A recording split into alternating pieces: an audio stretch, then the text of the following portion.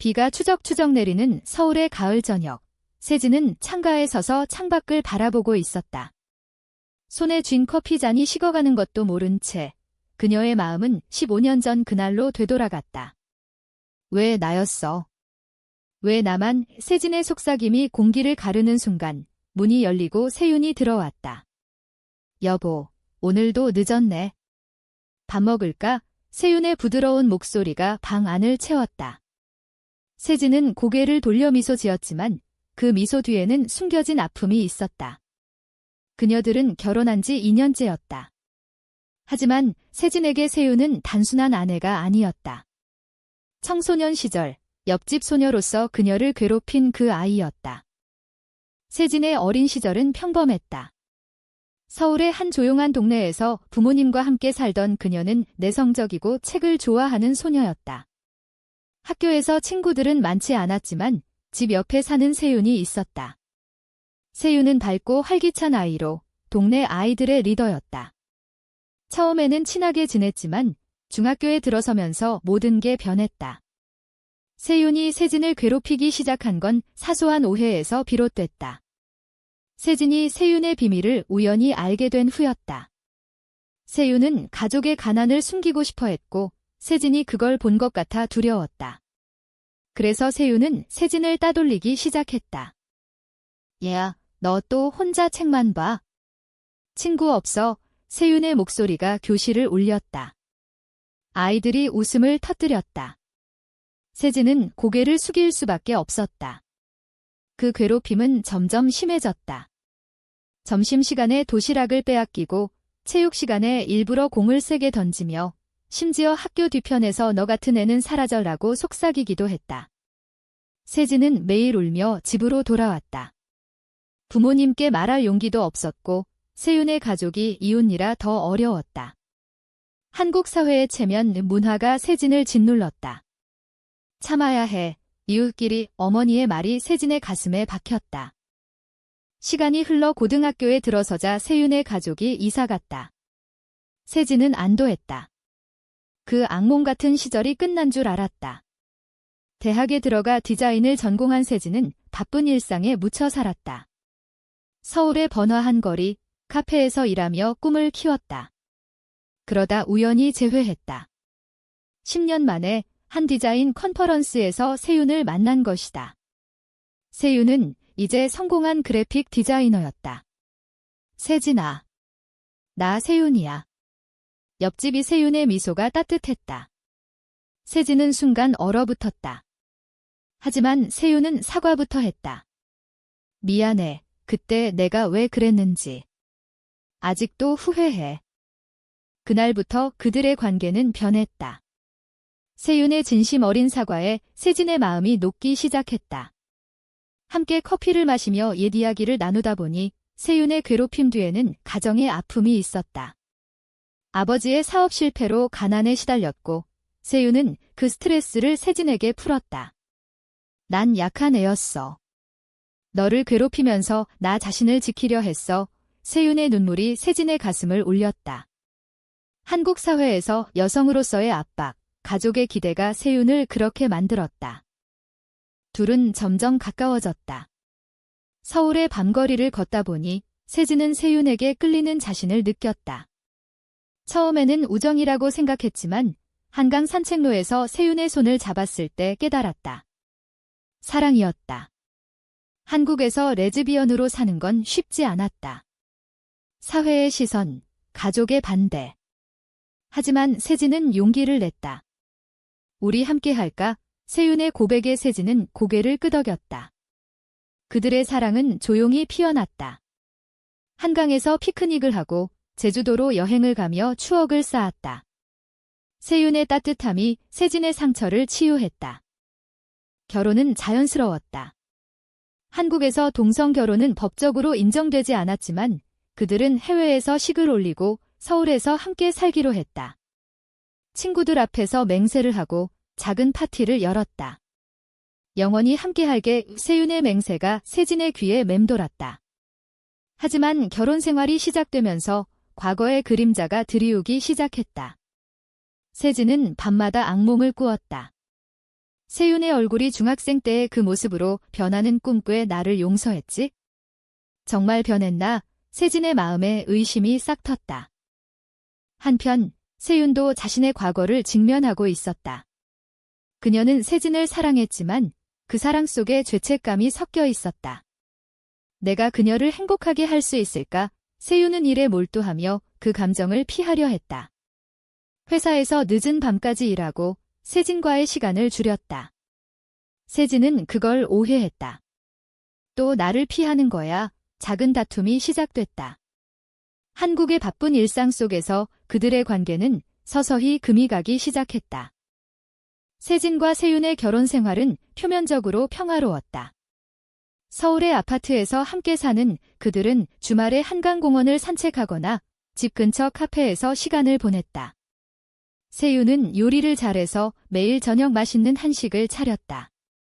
김치찌개, 비빔밥, 그 익숙한 맛이 세진의 마음을 안정시켰다. 하지만 세진의 마음속에는 여전히 그 악몽이 남아있었다.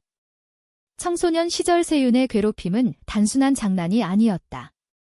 정신적인 상처로 세진은 사람을 믿기 어려워졌다. 어느 날 세진은 우연히 세윤의 옛 일기장을 발견했다.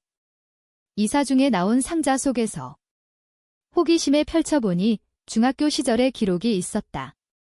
오늘 세진이를 또 괴롭혔어. 미안하지만 그래야 내가 강해 보이니까. 세진의 손이 떨렸다. 더 읽어보니 충격적인 내용이 나왔다. 세윤은 세진을 좋아했지만 그 감정을 숨기기 위해 괴롭혔다고 썼다. 나 같은 여자가 여자를 좋아하다니?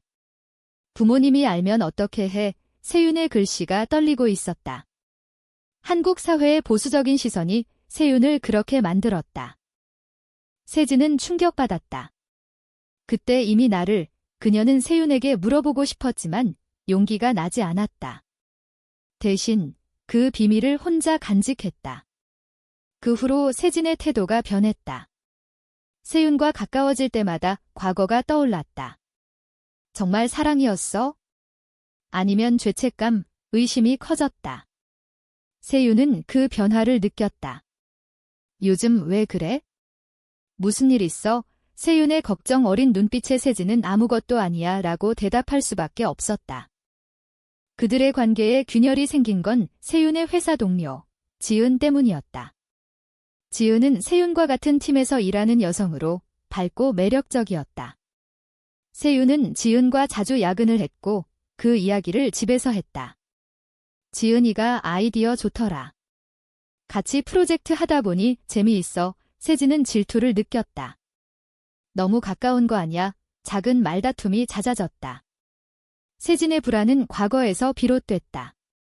세윤이 자신을 배신할지도 모른다는 두려움. 고조되는 긴장 속에서 첫 번째 큰 충돌이 일어났다. 세윤의 생일 파티에서였다. 친구들이 모인 자리에서 세진은 술에 취해 과거를 꺼냈다. 너 그때 나 괴롭혔잖아. 아직도 잊지 못해. 방 안이 조용해졌다. 세윤의 얼굴이 창백해졌다. 미안해. 하지만 이제는 달라의 세윤의 목소리가 떨렸다. 파티는 어색하게 끝났다. 집으로 돌아온 세윤은 울었다. 왜 이제 와서? 난 진심으로 사랑하는데? 다음 날 세윤은 세진에게 솔직히 털어놓았다. 그때 난 너를 좋아했어. 하지만 그 감정을 인정할 수 없었어. 한국에서, 특히 우리 동네에서 그런 건 금기였으니까. 세윤의 고백에 세진은 눈물을 흘렸다. 나도 그랬어. 너를 미워하면서도 끌렸어. 그날 밤 그들은 서로를 안고 이야기를 나눴다. 과거의 상처를 공유하며 가까워졌다. 하지만 이 고백이 모든 걸 해결한 건 아니었다. 세진의 마음속에 여전히 의심의 씨앗이 남아있었다. 한편 세윤의 가족 문제가 불거졌다. 세윤의 어머니가 병으로 입원했다. 세윤은 매일 병원을 오가며 피곤해졌다. 세진은 도우려 했지만 세윤의 어머니는 그들의 관계를 모르고 있었다. 세윤아, 좋은 남자 만나서 결혼해야지. 어머니의 말이 세윤을 아프게 했다. 한국의 전통적인 가족관념이 그들을 압박했다. 세윤은 세진에게 우리 관계를 숨겨야 해라고 말했다. 세진은 상처받았다. 영원히 숨길 거야? 이 갈등은 점점 커졌다. 세윤은 지은과 더 많은 시간을 보냈다. 지은은 세윤의 고민을 들어주었고 세윤은 그게 위로가 됐다. 지은아, 나 요즘 힘들어. 세윤의 말에 지은은 언제든 말해라고 답했다. 세진은 그걸 알게 됐다. 세윤의 핸드폰에 온 메시지. 오늘도 고마웠어. 사랑해. 세진의 심장이 멎는 듯 했다. 배신이야. 세진은 세윤의 핸드폰을 내려놓고 방을 나왔다.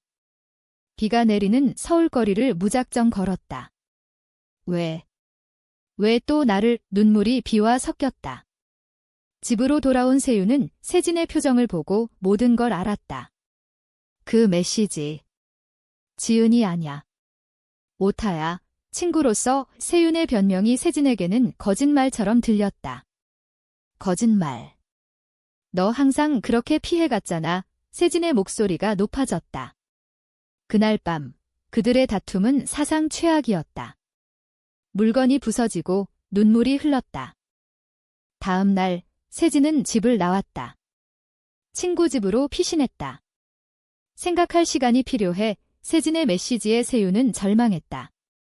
세윤은 지은을 만나 설명했다. 그 메시지는 실수야. 난 세진만 사랑해. 지은은 이해했다. 내가 행복하면 돼. 하지만 세진은 믿지 않았다. 과거의 괴롭힘이 다시 떠올랐다. 세윤은 항상 나를 이용했어. 세진의 마음은 어두워졌다. 몇 주 후, 세윤은 세진을 찾기 위해 노력했다. 꽃을 사들고 친구 집 앞에서 기다렸다. 미안해. 돌아와. 세진은 문을 열고 세윤을 봤다. 왜 나였어? 왜 나를 선택했어? 세진의 질문에 세윤은 눈물을 흘렸다. 너라서. 그때부터 너였어. 그들의 재회는 감정적이었다. 포옹하며 용서를 구했다. 하지만 이 배신의 상처는 쉽게 아물지 않았다. 한국 사회의 압박이 더해졌다. 세윤의 어머니가 퇴원 후 집에 왔다. 세윤아, 내 친구 세진이랑 왜 같이 사니? 어머니의 의심에 세윤은 룸메이트예요 라고 거짓말했다. 세진은 그 말을 듣고 상처받았다. 우리가 뭐야? 숨겨야 할 존재, 갈등이 재정화됐다. 세진은 독립을 선언했다. 잠시 떨어져 살자. 분리 생활 동안 세진은 자신을 돌아봤다. 서울의 카페에서 일하며 과거를 회상했다. 청소년 시절의 아픔, 세윤의 괴롭힘 뒤에 숨겨진 사랑. 나도 그녀를 사랑했어. 세진은 깨달았다. 한편 세윤은 어머니에게 진실을 고백했다. 엄마, 저 세진이 사랑해요. 여자예요. 어머니의 충격은 컸다. 어떻게? 우리 집안에서 전통적인 가치관이 충돌했다. 어머니의 반대에도 세윤은 포기하지 않았다.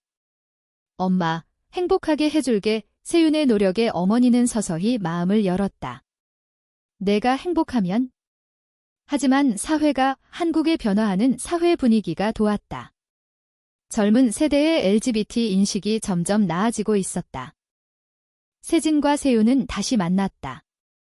제주도 여행에서 바다를 보며 이야기를 나눴다. 미안해. 의심해서 세진의 사과에 세윤은 나도 미안해. 더 솔직하게 그들의 사랑은 깊어졌다. 하지만 고조되는 드라마는 아직 끝나지 않았다. 세윤의 과거 연인이 나타났다. 고등학교 때의 그녀, 미나. 미나의 등장으로 모든 게 흔들렸다. 미나는 세윤의 옛 연인으로 이사 후 만난 사람이었다.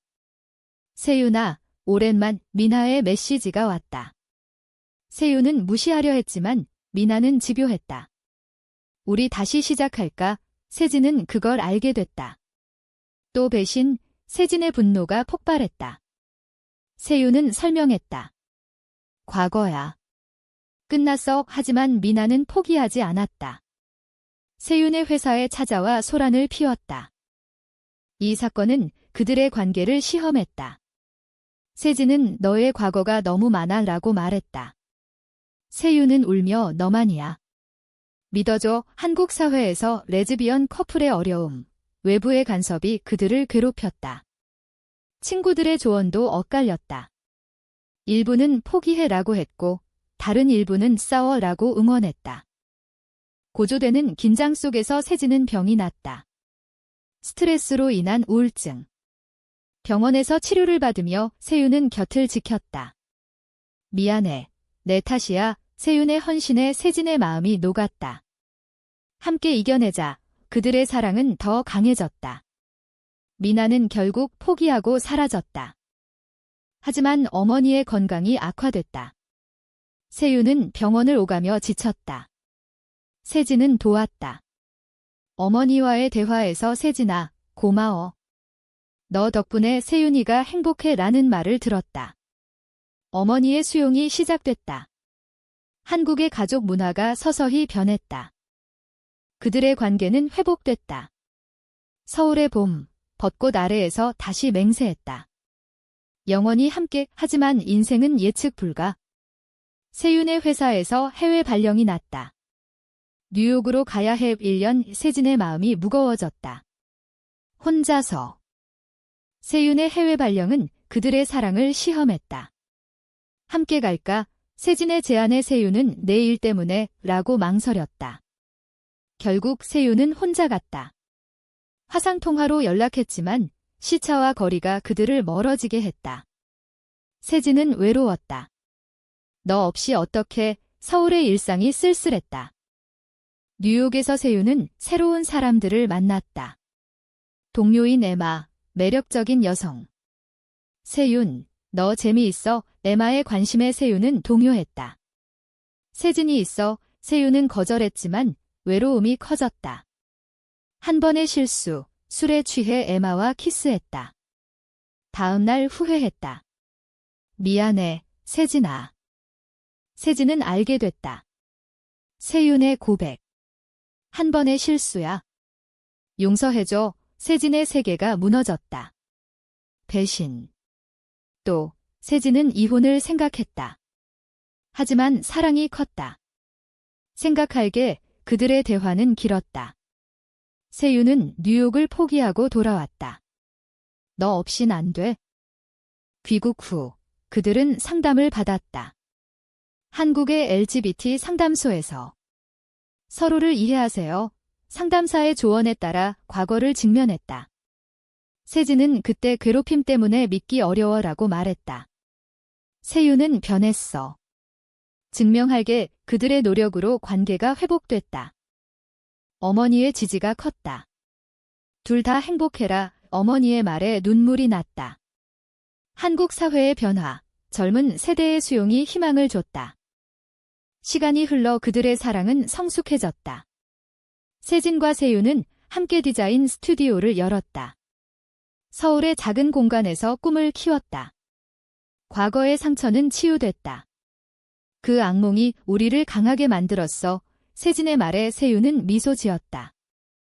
어머니가 세상을 떠난 후 세윤은 더 강해졌다. 엄마가 허락했어. 우리 함께. 그들은 제주도에서 작은 결혼식을 다시 올렸다. 친구들과 가족이 모여 축복했다. 한국에서 동성 결혼의 법적 인정이 멀지 않았다는 희망 속에 그들의 삶은 평범하지만 행복했다. 한강에서 산책하며 사랑해 라고 속삭였다. 청소년 시절의 악몽은 이제 아름다운 이야기로 변했다. 용서와 사랑의 힘으로.